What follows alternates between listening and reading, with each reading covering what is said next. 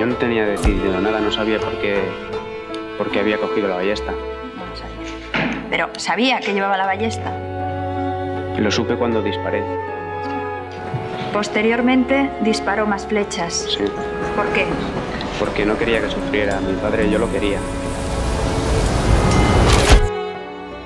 Yo creo que se encamina más hacia esta persona, hacia lo que yo llamo el asesino inteligente, y que por supuesto fraguó todo esto de tal forma que incluso llegó a convencer a todos de que estaba loco.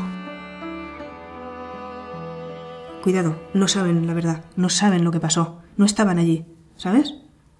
Muchas cosas no las saben, entonces aventuran. Por un vaso de leche que se enfrió, que estaba frío, no. Por un vaso de leche ya te aseguro que no fue. Ni mucho menos, ni muchísimo menos. Para nada.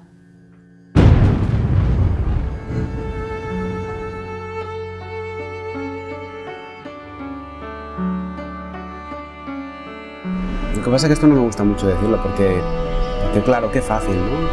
Pero yo creo de verdad que si existiese otra vida o si existiesen los espíritus o como fuese, yo creo de verdad que mi padre, viendo todo lo que pasó entonces, lo que vivimos, lo que he vivido yo creo que me perdonaría.